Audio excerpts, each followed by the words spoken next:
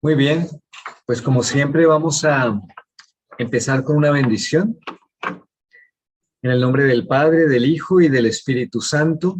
Amén. Bendícenos, Señor, bendice esta charla que vamos a tener, fruto de tu gran bondad. Te pedimos que todo sea para tu mayor honor, honra y gloria y bien de las almas, por Jesucristo nuestro Señor. Amén. Padre nuestro que estás en el cielo, santificado sea tu nombre.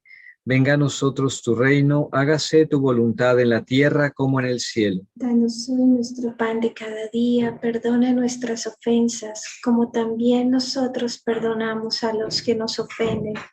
No nos dejes caer en tentación, líbranos de todo mal. Amén. Dios te salve María, llena eres de gracia, el Señor es contigo.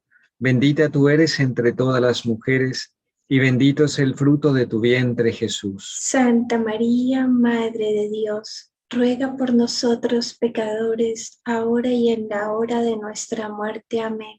Gloria al Padre, y al Hijo, y al Espíritu Santo. Como era en el principio, ahora y siempre, por los siglos de los siglos. Amén. Ven, Espíritu Santo. Y envía desde el cielo un rayo de tu luz. En nombre del Padre, del Hijo, y del Espíritu Santo. Amén. Amén. Muy buenas noches para todos. Pues el Señor nos ha regalado el tema de la misericordia divina. Es un tema verdaderamente importante porque si la resurrección tiene algún sentido, es porque existe la misericordia de Dios y es justamente lo que hoy vamos a profundizar, en lo que va a tocar la charla, y lo vamos a hacer basados en esa espléndida carta encíclica de Juan Pablo II, Dives y Misericordia. Empezamos entonces con esta perspectiva, con este panorama, con la cita que da origen a esta carta encíclica, Dios rico en misericordia. La encuentran ustedes en la primera de Efesios, capítulo 2, versículo 4, y lo leo. Mas Dios rico como es en misericordia, por el extremado amor con que nos amó, aun cuando estábamos nosotros muertos por los pecados, nos vivificó con la vida de Cristo y con él nos resucitó y juntamente nos sentó en los cielos en Cristo Jesús para ostentar en los siglos que habían de venir las soberanas riquezas de su gracia a impulsos de su bondad para con nosotros en Cristo Jesús. Casi que sintetiza lo que vamos a hablar hoy. Es preciosa esta cita, de hecho es la esencia de toda la carta encíclica, entonces es muy importante que la tengamos ahí en perspectiva. Bien, entonces nos damos el salto al capítulo 5, donde habla del misterio pascual, y empieza Juan Pablo II a poner un título que es La misericordia revelada en la cruz y en la resurrección. Entramos como en esa tónica de Semana Santa. Vamos a ver la centralidad que tiene la misericordia en el tema de la cruz y en el tema de la resurrección, que hacen una sola unidad. Nos dice que el mensaje mesiánico de Cristo y su actividad entre los hombres termina con la cruz y la resurrección, que hay que penetrar hasta lo hondo en este acontecimiento final si queremos expresar profundamente la verdad de la misericordia tal como ha sido revelada en la historia de la salvación. Nosotros en la próxima charla vamos a hacer un repaso de esa historia de la salvación, como lo menciona aquí Juan Pablo II, de esa misericordia. Pero creo que hay que estar muy atentos cuando nos dice que la verdad de la misericordia, si la profundizamos, la vamos a poder encontrar en este culmen final que es cruz y resurrección. ¿Por qué es tan importante esto? Porque es que hoy tenemos un concepto a veces muy errado de la misericordia. A veces una misericordia que está muy separada de la cruz. A veces, inclusive, vemos en nuestros templos imágenes en el altar en donde ya no aparece la cruz, donde nos queremos quedar solamente con la resurrección. Sin pasar por el Viernes Santo. Por ese Viernes Santo. Y de hecho lo va a decir ahora más adelante, la importancia del Viernes Santo y la importancia de la oración que hizo en Getsemaní y el cambio que se produjo de cara a la misericordia. Entonces tenemos esta primera introducción y nos va a dar la dimensión divina de la redención. Esto también es muy importante, porque solemos tener una dimensión de la misericordia solamente para nosotros. Cuando hablamos de misericordia, parece como que somos nosotros, por supuesto, los beneficiarios y queremos saber cómo opera porque nos conviene. Estamos necesitados de la misericordia, pero resulta que la dimensión de la misericordia también tuvo una perspectiva en Cristo.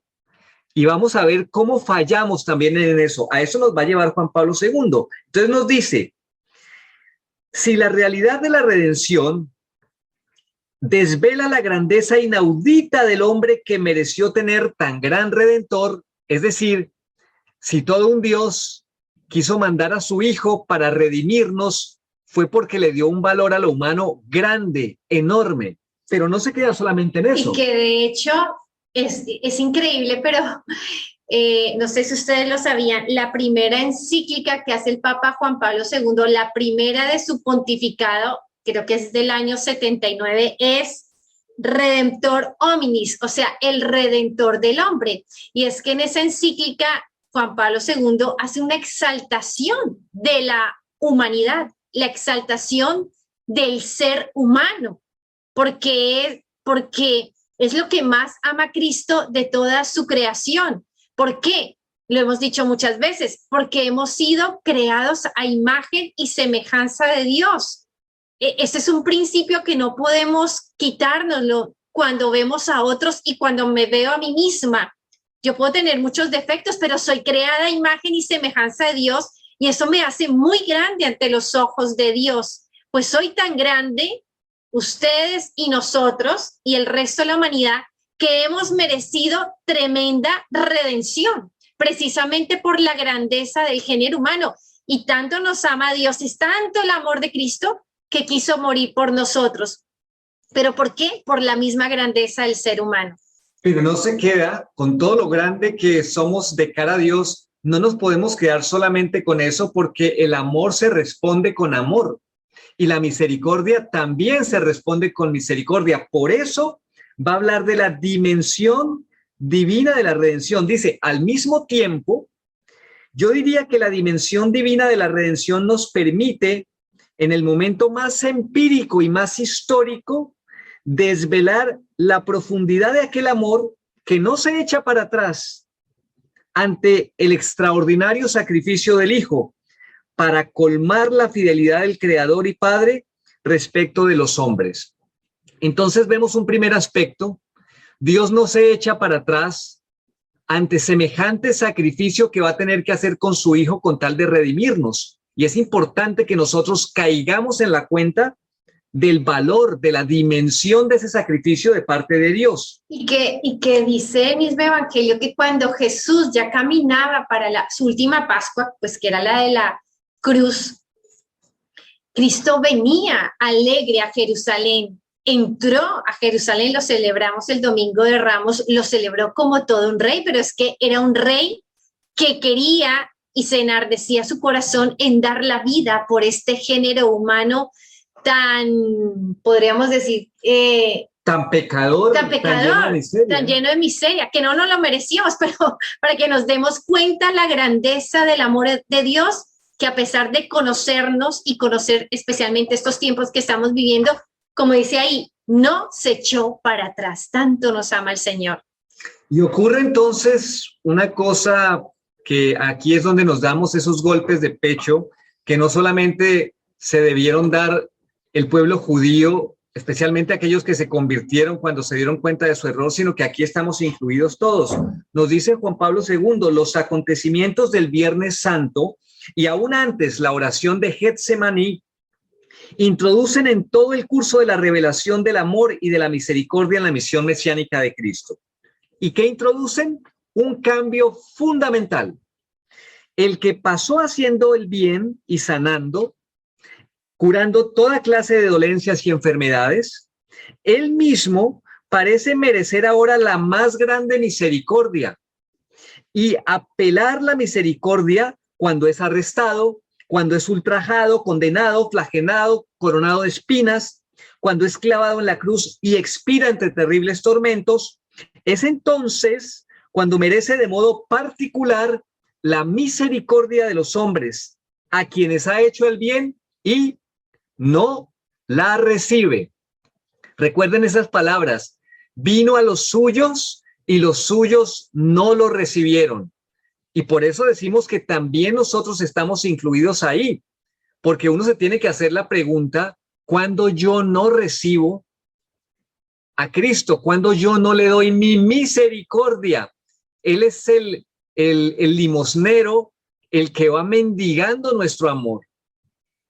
Y también espera misericordia. En ese momento, sigue Juan Pablo II. Yo quería decir algo, Henry, que para mí esto es un poco revelador, que Jesús merezca mi misericordia, la mía.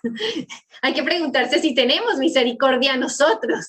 Esa debería ser la primera pregunta. ¿Tengo misericordia yo con Dios? Porque, como decías tú al comienzo, siempre que me hablan de misericordia, yo la espero de arriba para abajo. Claro. Pero aquí dice el Papa que Cristo también merece mi misericordia. Y aquí, cuidado, porque decía San Agustín, temo al Dios que pasa y no vuelve. Y no vuelve. O sea, ¿cuántas veces Jesús, como en el Apocalipsis, toca tu puerta en alguna circunstancia de la vida y tú no le abres?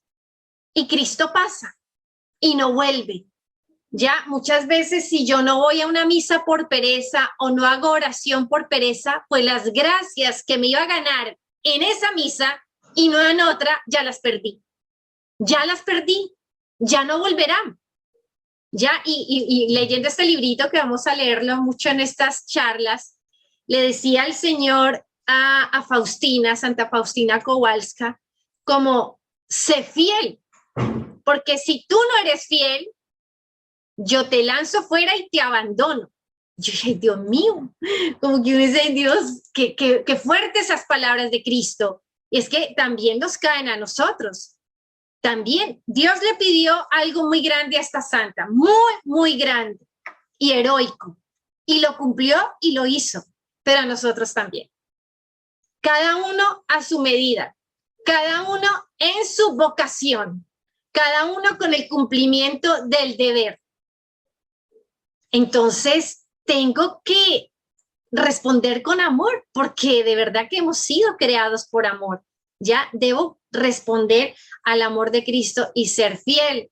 No dejemos pasar a ese Cristo que pasa y que se vaya con las manos vacías, ¿no? Y que no vuelva más. Sin embargo, en este momento crucial de la historia se opera una realidad, que es esto que estamos diciendo. No tenemos una respuesta de misericordia para Cristo, pero también se opera un misterio.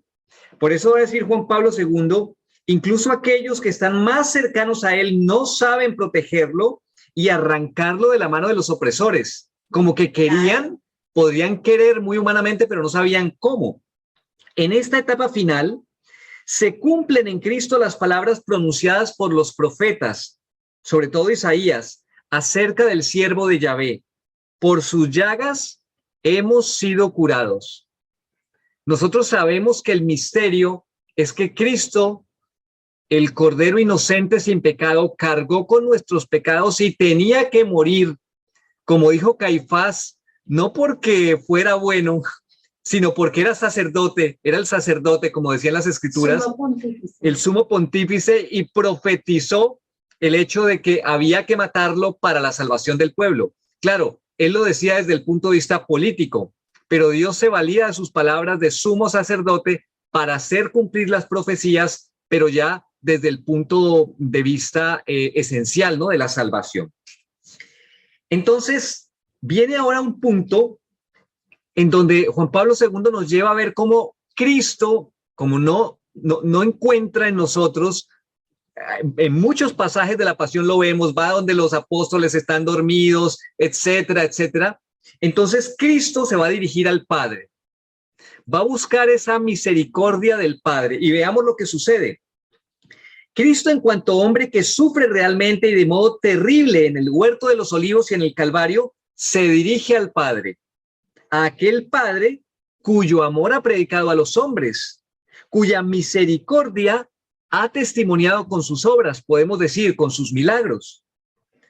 Pero no le es ahorrado, precisamente a él, no le es ahorrado el tremendo sufrimiento de la muerte en cruz. A quien no conoció el pecado, Dios le hizo pecado por nosotros, escribía San Pablo, resumiendo en pocas palabras toda la profundidad del misterio de la cruz y a la vez la dimensión divina de la redención.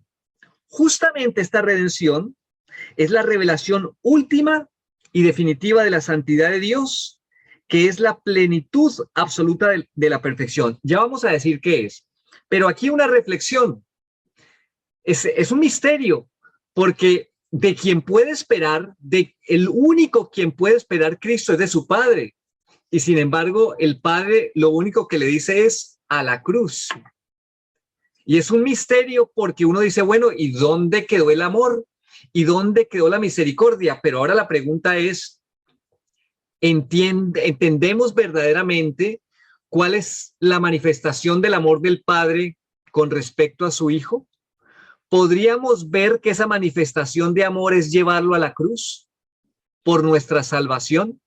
Pocas veces lo vemos así.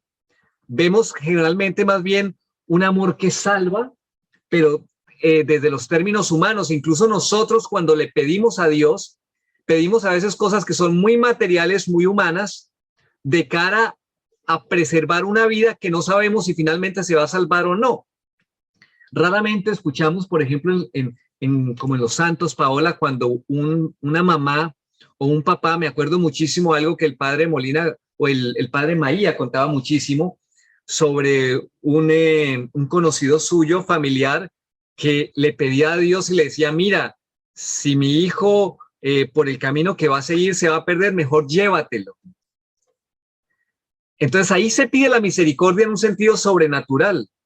¿Cuántos de nosotros estaríamos dispuestos a orar por nuestros hijos o por nuestros familiares diciendo, oye, Señor, mejor llévatelo antes de que se vaya a pecar y a condenar? A veces queremos más bien como retener. Vemos la misericordia como una retención humana y no como una salvación divina. Y esto es lo que está haciendo el Padre.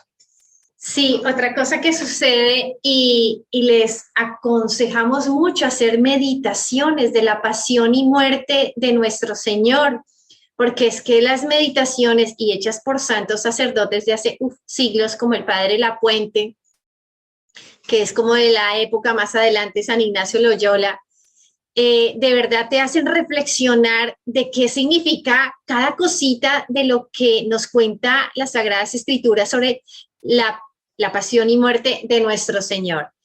Pues una de ellas es Getsemaní, que es de la pasión y muerte uno de los puntos fuertes, momentos muy duros que tuvo que pasar Cristo, y es el sudar sangre. Y uno como que se queda pensando, cuando lees esto en el Evangelio, te quedas pensando, claro, es que en ese momento Cristo sintió todo el pecado del mundo. Entonces uno se imagina lo peor, ¿no? Las guerras, los abortos, todas las cosas más horribles, los asesinatos, todo eso lo sintió Cristo en ese momento. Pero leyendo las meditaciones del padre Eusebio Hernández, él dice que no fue tanto eso. No fue tanto eso, sino lo que hizo que Cristo sudara sangre era el abandono del Padre. O sea, y que lo hace muy bien Mel Gibson en su pasión, en esa película La Pasión, cuando Cristo, así empieza la película, Cristo rezando, ves la luna llena y de pronto la luna llena es cubierta por nubes, por tiniebla. O sea, de alguna manera el padre Eusebio Hernández es como el padre se aleja y abandona al hijo. ¿Por qué? Porque el hijo en ese momento es puro pecado. Es que hemos meditado en que Cristo se hizo pecado por nosotros, eso lo dice San Pablo. Hemos meditado en eso. Cristo se hizo pecado. Gusano, dice Isaías, se movía como un gusano, lo peor. Claro, ¿por qué? Porque él tenía todo el pecado de todos nosotros en ese punto de Getsemaní. Y yo no sé si llamarlo rechazo del padre al hijo al verlo tan empecatado, eso fue lo que le hizo sudar sangre, el abandono de su padre. Es un muy buen punto. Pero uno puede decir, pues qué padre, ¿no? Qué padre tan terrible tenemos. No, es caer en orden a su justicia. Dios, Cristo hacía todo eso para restituir en justicia lo que le corresponde a Dios, porque nosotros es que hemos pisoteado la justicia de Dios con nuestros pecados. Por eso Cristo murió por nosotros. Ahí tú planteas un muy buen punto, me parece muy buen ejemplo, Paola, porque justo llega al punto donde Juan Pablo II habla, cuando hicimos la pausa, de la plenitud absoluta de la perfección de ese momento, de Getsemaní y de Viernes Santo. Dice, plenitud de justicia y del amor. Nosotros a veces escuchamos en las Escrituras eso de el beso de la justicia y el amor. La justicia y el amor se besan. En la liturgia de la palabra hay en algún salmo donde dicen eso. Y a veces es difícil de entender. ¿Cómo así que la justicia y el amor se besan? Aquí se está dando el beso de la perfección entre la justicia y el amor. Dice Juan Pablo II, ya que la justicia se funda sobre el amor, fluye de él, mana de él y tiende hacia él. En la pasión y muerte de Cristo, en el hecho de que el Padre no perdonó la vida a su Hijo, sino que lo hizo pecado por nosotros, se expresa la justicia absoluta, que es exactamente lo que acaba de decir Paola con respecto a la meditación. Porque Cristo sufre la pasión a causa de los pecados de la humanidad. Y dice además, esto es incluso una sobreabundancia de la justicia, o sea, ni siquiera fue como un equiparamiento de justicia y amor, sino que Cristo sobreabundó en el amor y por supuesto también en la justicia, ya que los pecados del hombre son compensados por el sacrificio del hombre Dios. O sea, es un Dios el que se está entregando. Claro. Entonces, la justicia está súper abundante, porque finalmente el que pecó fue el hombre, nosotros. Sí, es cierto que pecamos contra un Dios y por lo tanto tiene el pecado un carácter infinito porque está dirigido a alguien infinito. Y está claro que si está dirigido a alguien infinito, solo el infinito lo puede redimir. Pero Dios redime de una manera sobreabundante. Es lo que está diciendo aquí Juan Pablo II. Hay una imagen muy linda para aquellos que sean devotos del corazón de Jesús. Cuando leí esto me encantó. Es de Santa María Magdalena de Pachis, una santa como del siglo XV, me parece. Pues esta santa tenía revelaciones de Dios Padre, así se movían esas esferas altísimas. Y creo que era Dios Padre el que le decía a esta santita, no sé de qué orden era, si carmelita, bueno, le decía que toda la sangre que derramó Jesús en su pasión y muerte, toda la sangre, imaginémonos desde Getsemaní hasta la crucifixión, era para restituir la justicia de él. Y era Dios Padre quien le hablaba a esta santa. Toda la sangre que derramó era para restituir la justicia que Dios se merece. La derramó el Hijo. Pero la sangre que brotó de su corazón, esa sangre que era más poquitita, pero muy grande e infinita, era para nosotros. Era la sangre de misericordia, la derramaba por nosotros.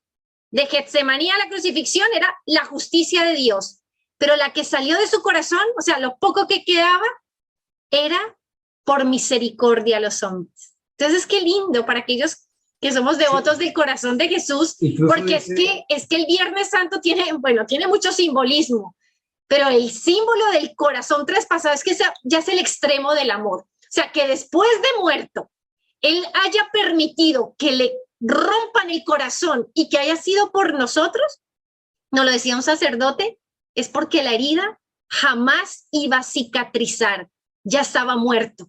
Benedicto XVI lo dice. Esa herida del corazón quedó abierta para siempre y es para nosotros. Así que aprovechemos que estamos vivos, aprovechemos que estamos en Semana Santa y pidamos esa sangre, porque esa sangre nos corresponde, somos dueños de esa sangre. Y esa sangre del corazón de Jesús, un detalle adicional, Paola, esa sobreabundancia, porque la sangre que virtió el corazón de Cristo en el momento de la lanzada fue también de sobreabundancia.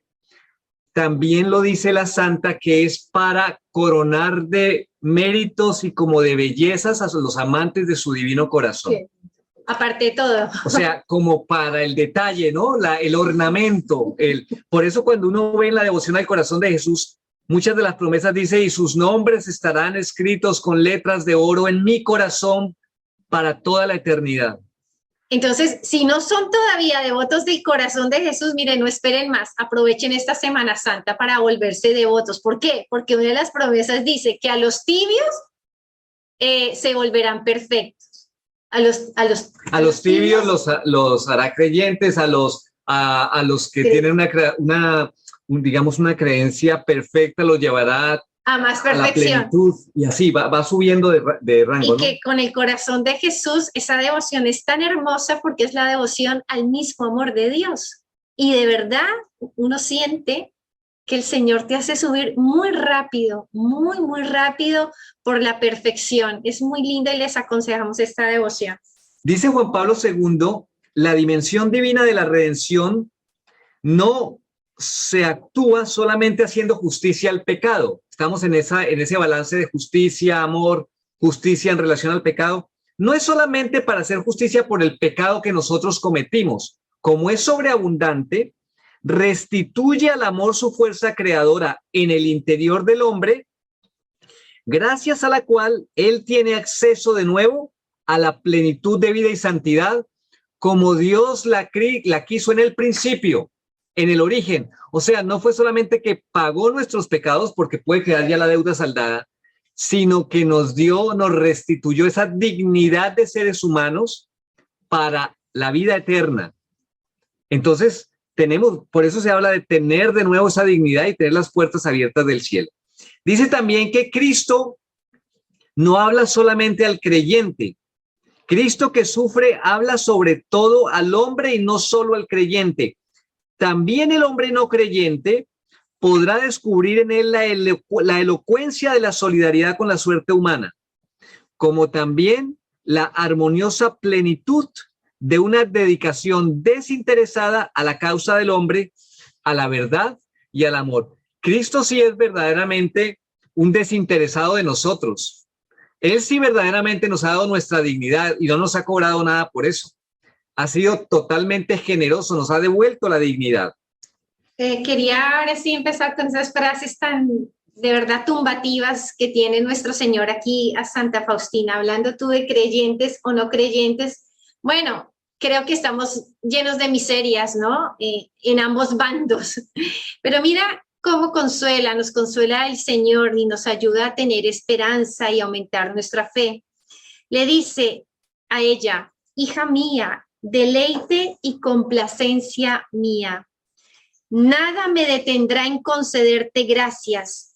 Tu miseria no es obstáculo para mi misericordia. Cada uno, esto es para todos nosotros, no solo para la santa. Esto tomémoslo personal. Tu miseria no es obstáculo para mi misericordia.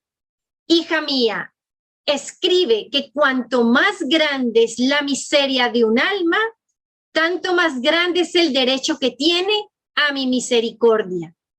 Invita a todas las almas a confiar en el inconcebible abismo de mi misericordia, porque deseo salvarlas a todas. En la cruz, la fuente de mi misericordia fue abierta de par en par por la lanza para todas las almas. No he excluido a ninguna. Hermoso. El que no quiere amar a Cristo es porque no quiere, pero amado sí es.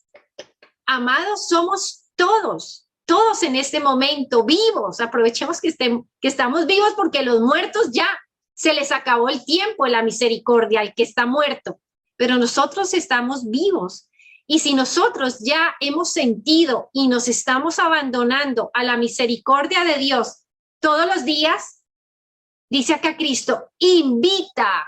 Nos corresponde a nosotros invitar a otros, rezar por otros para que obtengan la misericordia de Dios. No se lo pueden perder. Un dato muy bonito con eso que estás diciendo, Paola, que estoy recordando en este momento, que tiene que ver con el corazón de Jesús, que es la fuente de la misericordia, como estamos viendo. Entonces, la historia del corazón de Jesús nos recuerda que los santos padres meditaron muchísimo el costado abierto, pero meditaban muchísimo el costado abierto en el sentido de lo que salía de ese costado abierto y se instalaba en nosotros. Esa gracia que fluía y que si nosotros la recibíamos, también nosotros podíamos ser fuente. Pero en la Edad Media eso cambia. Y la devoción al corazón de Jesús ya no se centra solamente en esa fuente que sale del costado abierto, ¿no? Que emana desde el corazón, sino que se centra ahora en el sentido de que nosotros debemos herir a Cristo en el costado con nuestro amor para despertar esa llaga que está siempre abierta y para volcar nuestro amor, porque es como una visión mística de que Cristo quiere que nosotros nos aprovechemos de esa herida y lo hiramos, pero lo hiramos en el amor, para que Él brote. O sea, si yo, es una visión mística, ¿no? Todas las grandes místicas de la Edad Media, cuando están todos los conventos allí, San Benito, la Orden de San Benito, las místicas como Santa Gertrudis, Santa Lucarda, las amantes del corazón de Jesús, van a hablar ahora es de herir, para poder introducirse en ese costado. Cambia la dirección. ¿Por qué cito esto? Porque de alguna manera también Juan Pablo II nos está haciendo ver esto. Desde el principio lo hemos visto. No es solamente la misericordia que nos llega por ese costado abierto. Ahora, para poder tener misericordia de Dios, necesito meterme en ese costado. Y me acuerdo muchísimo que un apóstol del corazón de Jesús, San Bernardo de Hoyos, tenía una imagen muy bonita de las palomitas. Un sueño. Sí, de hecho fue como una visión, ¿no? En donde ve palomitas al lado del pecho del Señor y dice, esas son las almas que están buscando esa misericordia, pero todavía están timoratas, están ahí como revoloteando. Luego están las mismas palomas en el costado. Esas ya están más decididas, tienen metido el pico ya en la herida, hiriendo, como dice en la Edad Media, pero están ahí todavía porque las imperfecciones no le dejan entrar. Y están las perfectas y ya se ven las palomas clavadas en el corazón de Cristo. Son las que han logrado entrar, las que han logrado herir el corazón de Cristo, como espolearlo, y que son las que disfrutan de ese corazón de Cristo, que es de alguna manera la visión de Juan Evangelista recostado en el pecho del Señor, ¿no? Entonces es muy bonito. Esa invitación también tiene que ser para nosotros. Esto es una cosa muy mística, suena muy linda, pero la idea es que tengamos sed de esa misericordia de Dios, nos apiademos verdaderamente de Cristo e hiriéndolo con su amor, nosotros también podamos herir con su amor a otras personas. Eso es una imagen muy bonita. Dice Juan Pablo II, la cruz surge en el camino de aquel admirable comunicarse de Dios al hombre, en el que está contenida a su vez la llamada dirigida al hombre. ¿Qué llamada? A fin de que donándose a sí mismo a Dios y donando consigo mismo todo el mundo visible, participe en la vida divina. ¿Esto por qué? Él dice que el amor del Padre se donó en Jesús. Todo el amor del Padre está donado en Jesús y Jesús se nos ha dado como misericordia. ¿Cómo conocemos la misericordia? En Jesús. Esa es la misericordia del Padre. ¿Qué es lo que tenemos que nosotros entender? Que en el camino de la salvación vamos a encontrarnos por el camino, sí o sí, la cruz. Porque es nuestro signo y nuestro medio de santificación. Si por el camino de nuestra salvación no encontramos la cruz, mala cosa. No desconfiemos de ese camino, porque ese camino tiene necesariamente que pasar por la cruz. Y nos dice aquí Juan Pablo II, surge en el camino de todo cristiano y nos invita a una sola cosa: dónate. No nos dice donemos. No es una limosna que sale de nosotros hacia afuera, no. Nos está diciendo tú, dónate. Es como abraza la cruz, entra en la cruz, dónate para poder seguir el camino. Fíjense que mucha gente puede pensar que nuestro Dios es ese Dios que le gusta vernos sufrir y mandarnos cruces y vernos ahí partidos en cuatro. Y no es así. Por ejemplo, leyendo aquí a Santa Faustina, un día se le aparece la Virgen y uno siempre piensa que la Virgen va a dar como un mensaje escatológico, un mensaje así, mejor dicho, de los que estamos acostumbrados, ¿no? En sus apariciones. Pues no, la Virgen se le aparece y está con la mirada triste. Estaba muy triste la Virgen y yo cuando leía eso dije, ay Dios mío, ¿qué le dirá, no? Su hijo, tal vez. Y Faustina le decía, pero Virgencita, ¿qué te pasa? Y como que la Virgencita no quería hablar, pero Virgencita, mírame, ¿qué te sucede? ¿Qué te sucede? ¿Por qué estás tan triste? Y como que la Virgencita, de tanta rogadera de ella, como que por fin la mira y le dice, es que vas a sufrir mucho, te vas a enfermar y te van a perseguir por causa de la imagen. Entonces, qué linda, ¿no? Qué linda la Virgen y qué compasión, porque la Virgen también se entristece con nuestras tristezas, ¿ya? Incluso otra que se le aparecía a Jesús, que es Consolata Ferrero, un apóstol del corazón de Jesús por allá en 1920, de la Visitación.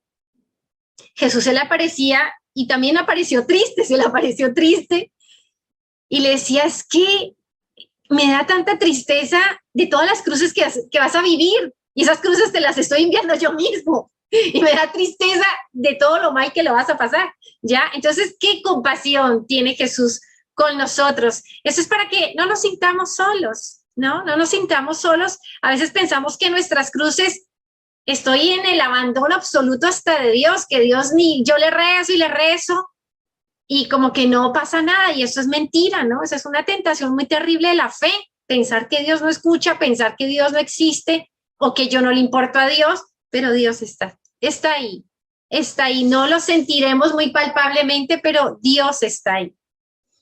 En este punto de la charla ya tendríamos que tener claro una sola cosa, y es la misericordia de Dios. La mayor expresión de la misericordia de Dios está centrada en una justicia que ha sido aplicada en la cruz. Esto Juan Pablo II lo recalca muchísimo. No son palabras que gustan mucho, relacionar la misericordia con la justicia, pero la mayor misericordia que existe fue la justicia que Dios aplicó a su Hijo en la cruz, porque gracias a esa justicia total, que es misericordia, nosotros hemos sido salvados.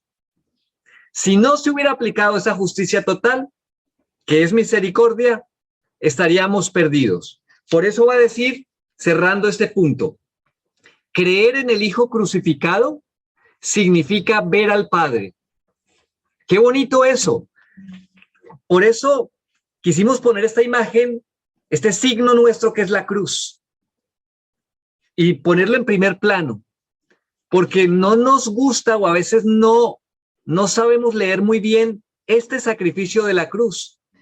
Creer en el Hijo crucificado significa ver al Padre, significa creer que el amor está presente en el mundo y que este amor es más fuerte que toda clase de mal, en que el hombre, la humanidad y el mundo están metidos. ¿Qué actualidad que tiene este mensaje para nosotros hoy?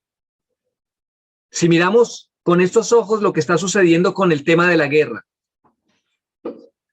creer en este amor significa creer en la misericordia.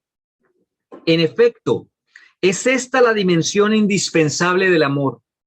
Es como su segundo nombre y a la vez el modo específico de su revelación y actuación respecto a la realidad del mal presente en el mundo que afecta al hombre, que lo asedia, que se insinúa a sí mismo en su corazón y puede hacerle perder en la gehenna. Nos lo advierte. Tremendo. Después de haber dicho todo eso, nos dice, ojo, que asedia nuestros corazones y lo asedia de tal manera ese mal que me puede hacer perder en la gehenna, en el infierno. Si yo no logro reconocer en esto la misericordia, si no logro ver al Padre en Cristo crucificado, si no creo en Cristo crucificado, no voy a poder ver al Padre. Y si yo no voy a poder ver al Padre, no veo el cielo. No lo veo. Y tengo que empezar a verlo desde ahora. Porque si no, ¿qué sentido tiene? Mi corazón se va a empezar a empequeñecer voy a terminar apartando a Dios, voy a creer en la tecnología, en los sistemas políticos, en los sistemas sociales y me voy a perder. Es esto lo que está diciendo. Es una síntesis impresionante lo que hace Juan Pablo II y es misericordia con justicia, no lo olvidemos. Porque esto la teología moderna hoy lo tiene separado. Si quieren saber, si quieren leer algo hermoso sobre misericordia y justicia, lean la carta que le escribe Santa Teresita del Niño Jesús a un misionero en la China. Y habla de ese tema, porque el misionero, claro, estaba como escrupuloso con la justicia de Dios, y es que la justicia de Dios me va a condenar y yo me voy a condenar. Esos escrúpulos que muchas veces tenemos, ¿no? Que vemos, o sea, como que en la justicia vemos solo condenación y castigo, y no. Santa Teresita la tenía tan clara y le dice, es que la justicia de Dios es la misma misericordia, pero busquen la carta, que yo sé que la van a encontrar en internet, o si tienen las obras completas de Santa Teresita, lean eso y nos quedará claro eso que Juan Pablo II dice acá, que en la cruz, en el Hijo crucificado, vemos al Padre. Eso es precioso. Es precioso. Por eso la guerra del demonio, por quitar las cruces de todos lados. Claro. Y Dios mío, y es tanto, o sea, uno dice, bueno, está bien, de los edificios públicos, listo. Uno como dice, bueno, tal vez ellos no saben, pero que la quiten de las iglesias, que quiten la cruz de las iglesias y pongan otros ídolos, que quiten la cruz de los colegios católicos. Es que eso es privarnos del amor tan grande que tuvo Jesús por nosotros. Y hay un mensaje, ¿no? Y es un mensaje que puede ser muy engañoso con esto, ¿no? Me ponen a un Cristo resucitado porque me dicen que finalmente es el culmen, y es verdad. Es verdad, la resurrección es la cruz, culmen. Si no termina en resurrección, vana es nuestra fe, dice San Pablo.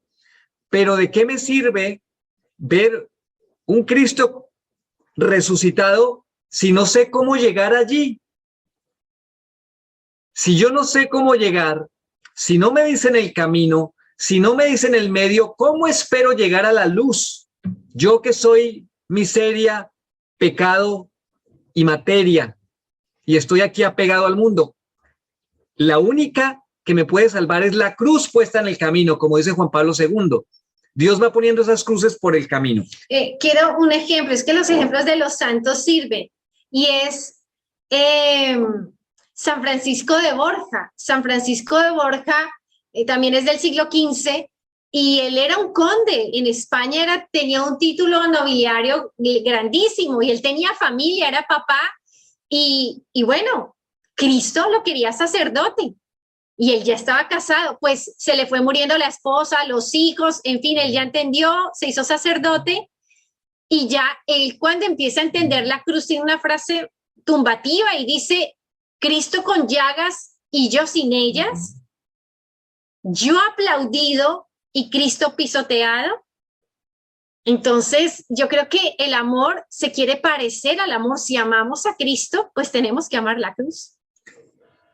Dice Juan Pablo II, la cruz, eso es otra frase preciosa, es la inclinación más profunda de la divinidad hacia el hombre, y todo lo que el hombre, de modo especial en los momentos difíciles y dolorosos, llama su infeliz destino.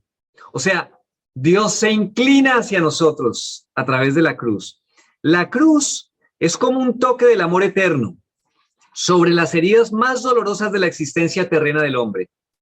Es el cumplimiento hasta el final del programa mesiánico que Cristo formuló una vez en la sinagoga de Nazaret. Recuerden ese pasaje donde llega nuestro Señor Jesucristo, entra en la sinagoga, toma el rollo y lee, el Espíritu Santo está sobre mí.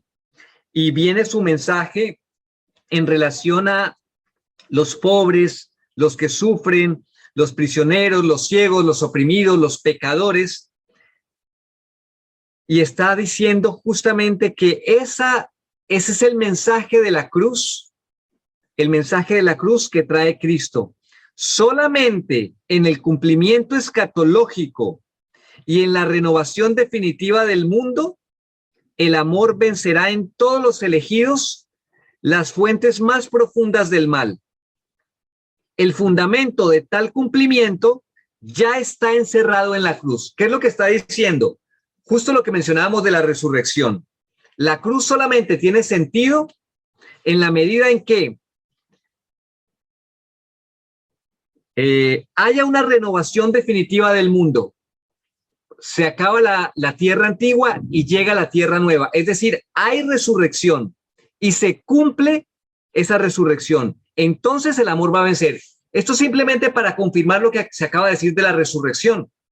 Es decir, sí, importa la resurrección, pero por la cruz, o lo que más conocemos la frase tradicional, por la cruz hacia la luz. Ahora la misericordia se revela como amor. En ese tiempo escatológico, cuando ya nosotros estemos en la resurrección, cuando tengamos cielos nuevos y tierra nueva, la misericordia ya no va a existir. Es lo que nos va a decir ahora Juan Pablo II. Lo que va a existir es el amor. Yo creo que es importante hacer esta diferencia porque el amor de Dios es el amor que ha existido siempre antes del pecado. Cuando aparece el pecado y cuando aparecen nuestras miserias, aparece la misericordia. La misericordia surge porque nosotros tenemos miserias, porque nosotros tenemos pecado. Cuando las miserias se vayan, cuando el pecado se vaya, cuando Dios mediante estemos todos reunidos como hermanos en la luz, en la resurrección, volverá a desaparecer la misericordia y aparecerá el amor. Lo dice muy bonito. Dice, se revelará como amor, mientras que en la temporalidad, en la historia del hombre, que es a la vez historia de pecado y de muerte, el amor debe revelarse ante todo como misericordia y actuar en cuanto tal. Mientras las cosas de antes no hayan pasado, la cruz permanecerá como en este lugar. Fíjense lo bonito que dice. Ya hemos visto que la cruz se aparece en el camino, pero se aparece en un lugar. Y el lugar es este.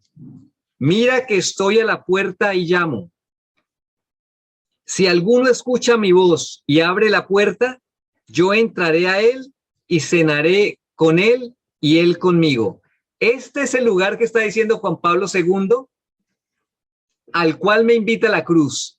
Cada vez que veo una cruz, además de ver al Padre, si creo en él, me va a estar diciendo Cristo que está a la puerta y está esperando que le abramos la puerta para que él entre a cenar. Y la pregunta es un poco como lo decías, ¿abriremos la puerta? ¿Lo dejaremos pasar? ¿Recuerdas esa imagen que alguna vez hablábamos de Monseñor Fulton Sheen, de una imagen de un Cristo que está al lado de una puerta y criticaron muchísimo? Está ahí, de frente a nosotros, la puerta está detrás y los analistas, los críticos de pintura lo criticaron mucho porque dijeron, y bueno, y también la gente de fe, oiga, pero la puerta está sin cerrojo, no tiene manija. ¿Cómo fue hacer una puerta sin manija? O sea, qué descortesía con Cristo. Y él decía, no, lo que pasa es que la manija está adentro. La puerta se abre desde dentro. Es justamente esto, ¿no? Está la cruz, está la puerta. ¿Queremos dejar entrar la cruz? ¿Qué pregunta tan difícil? Creo que queremos dejar de entrar cualquier otro tipo de puerta y de manijas, pero la de la cruz, la invitación que Dios nos hace para que también nosotros tengamos el tema de redimir. Yo quería hacerte una pregunta y en realidad se las hago a todos, porque a mí en algún momento me cuestionó y tiene que ver con esto de abrirle la puerta a la cruz. ¿Hasta qué punto estaríamos dispuestos a ofrecernos como almas víctimas, por ejemplo, para que uno de nuestros seres queridos que está enfermo le pase la enfermedad y esa enfermedad venga a mí? ¿Hasta qué punto del amor estamos dispuestos? Porque eso es la cruz. Fíjense que hemos hablado de justicia y misericordia. Dios escucha nuestra plegaria, pero ¿acaso nos hemos preguntado cuando le pedimos a Dios que sane a determinado ser, y yo no me ofrezco como alma víctima, ¿acaso me pregunto quién se habrá ofrecido? ¿A quién le habrá caído ese peso? ¿A quién? Porque tal vez Dios, a ver, hijo, ofrécete, yo te quiero curar, yo quiero darte la solución, pero ofrécete un poquito, y no nos ofrecemos, solo oramos. Pero esa justicia tiene que caer en alguien, ya lo hemos visto, en Cristo cayó en Cristo, pero en estas pequeñas cosas en que, como nos dice San Pablo, tenemos que completar lo que hace falta de la pasión, ¿a quién le caerá? Tú citabas la vez pasada un dato de que, me parece, el Señor le dijo, no sé si a algún santo, yo tenía como 5,000 almas víctimas antes del siglo XX, que expiaban. Después entró el siglo XX, ya me quedan solo como 2,500. Y eso hace bastantes años. ¿Cuántas le quedarán ahora? Esas almas que no tenemos ni idea, que no salen en los medios de comunicación, que expían y que cargan con los pecados del mundo. Entonces, yo digo que personalmente me cuestiono porque a veces me tiembla la oración y me tiembla la palabra cuando le voy a hacer un tipo de ofrecimiento como alma víctima al Señor, porque es que el Señor la toma en serio. Y sin embargo, para hacer lo que tú acabas de decir, es bueno pasar por un director espiritual. por supuesto. ¿Ya? Porque es que a veces tenemos o mucha consolación o mucho sentimiento y tal vez no vamos a ser capaces. Entonces, si alguien quiere ofrecerse como alma víctima, es bueno que tenga un proceso, obviamente de fe, de camino en el Señor, pero que ese ofrecimiento no es fácil.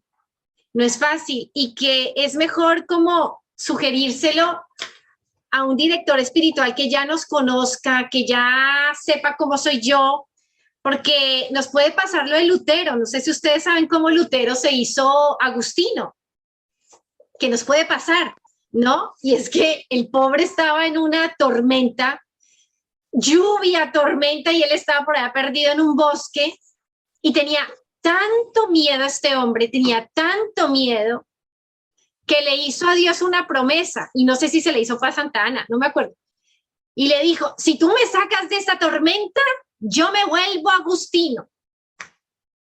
Entonces, fíjense, o sea, es que querer entrar al sacerdocio, querer hacerse fraile o religioso, es que eso no se decide por una tormenta, ¿ya?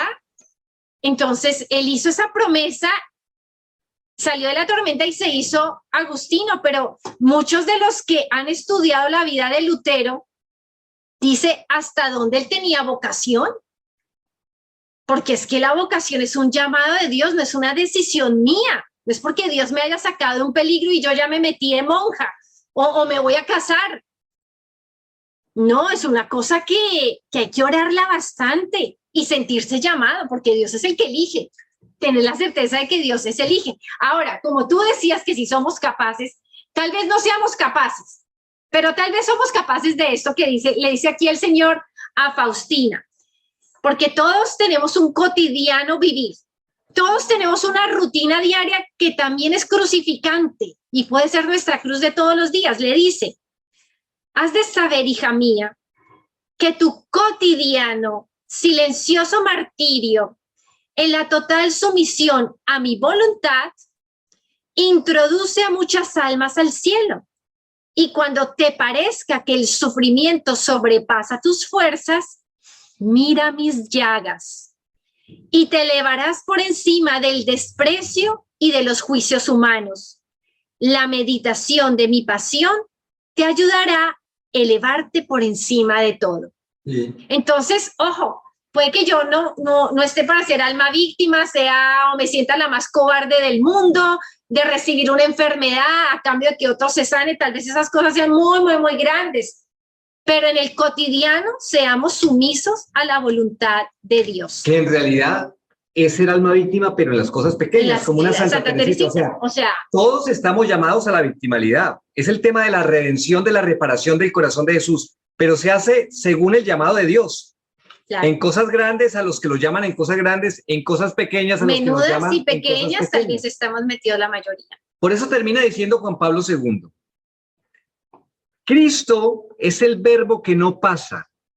Es el que está a la puerta y llama al corazón de todo hombre. Recordamos que está la cruz y está llamando a la puerta. Es el lugar, ahí está el lugar. Sin coartar su libertad, esto es importante.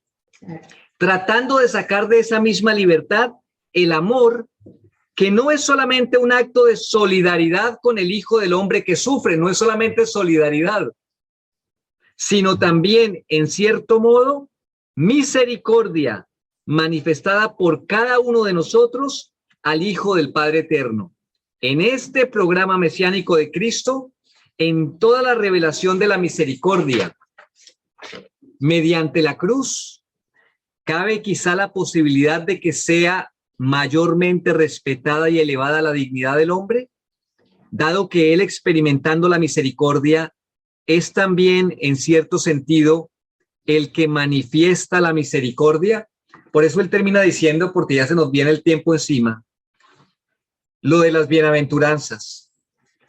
Bienaventurados los misericordiosos, porque ellos alcanzarán misericordia. Entonces, la dignidad del ser humano, es lo que termina diciendo, es elevada en la medida en que no solamente recibimos misericordia, sino también damos misericordia. Y lo curioso, lo que hoy tal vez tendríamos que llevarnos, es que el mendigo del amor también está pidiendo, no porque lo necesite, sino por nuestro bien, pidiendo, como dice Juan Pablo II, que lo pone entre comillas, como esa misericordia con él. ¿Y cuál es la mayor misericordia que puedo tener con Cristo? Señor, aquí estoy, hágase en mí según tu voluntad. Termino con esta frase para que de verdad quedemos muy amparados de esa infinita misericordia. Dice Jesús, en relación a la pasión y muerte, es que no hay que separar la misericordia de la cruz. De todas mis llagas, como de arroyos, fluye la misericordia para las almas. Pero la herida de mi corazón es la fuente de la misericordia sin límites. De esta fuente brotan todas las gracias para las almas. Me queman las llamas de compasión. Deseo derramarlas sobre las almas de los hombres. Habla al mundo entero de mi misericordia. Tarea, ¿no? Tarea para todos, hablar al mundo entero de la misericordia y que somos miserables, lo somos a grado grandísimo. Aprovechemos la misericordia del corazón de Jesús en esta Semana Santa, la Semana Mayor, la Semana de más gracias. Bueno, pues hasta aquí la charla del día de hoy. Nos faltó un tema hermoso, el de la Virgen. María, Madre de la Misericordia. Es que es todo otro tema. Bueno, a ver cómo lo podemos tocar en algún momento. Es todo un tema, María, Madre de la Misericordia. Preciosísimo, pero bueno. Pero que es la criatura que más misericordia ha recibido de Dios, la Virgen. Y por eso es corredentora. No olvidemos eso. Ella estuvo de pie junto a la cruz. Es corredentora. Bueno, pues vamos a dar gracias. En nombre del Padre, del Hijo y del Espíritu Santo. Amén. Te damos gracias, Señor, por esta charla que nos has permitido tener, fruto de tu gran bondad. Te pedimos que todo sea para tu mayor honor, honra y gloria, bien de las almas, por Cristo nuestro Señor. Amén. Dios te salve, María, llena eres de gracia, el Señor es contigo. Bendita tú eres entre todas las mujeres y bendito es el fruto de tu vientre, Jesús. Santa María, Madre de Dios, ruega por nosotros pecadores, ahora y en la hora de nuestra muerte. Amén. Ave María Purísima. Sin pecado concebida. En nombre del Padre, del Hijo y del Espíritu Santo. Amén.